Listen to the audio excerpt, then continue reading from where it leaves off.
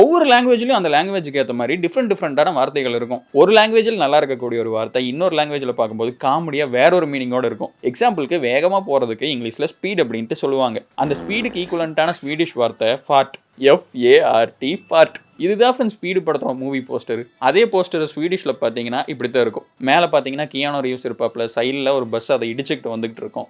அப்படியே கீழே வந்தீங்க அப்படின்னா கேபிட்டல் லெட்டர்ஸில் ஃபார்ட். அதே மாதிரி நம்ம ஊரில் எல்லாம் ரோட்டுக்கு பக்கத்தில் வந்துட்டு ஸ்பீடு கண்ட்ரோல் போர்டு வைப்பாங்களவா, அந்த போர்ட்ஸ் எல்லாம் ஸ்வீடிஷில் எப்படி இருக்கும் தெரியுமா? ஃபார்ட் கண்ட்ரோல், மேக்ஸ் ஃபார்ட் 5.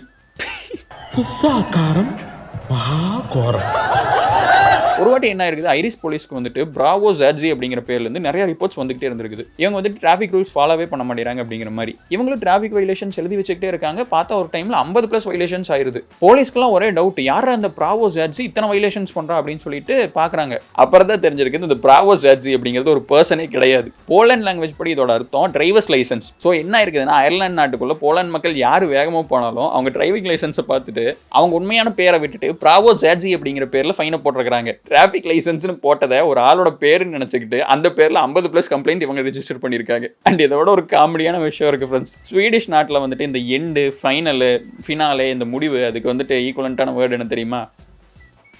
SLUT. ஸோ அங்கே ஒரு படம் முடிய போகுது, அதுக்கு வந்துட்டு எண்டு கார்டு போடணும், ஒரு சுபம்னு போடணும் அப்படின்னா அவங்க என்ன பண்ணுவாங்க தெரியுமா?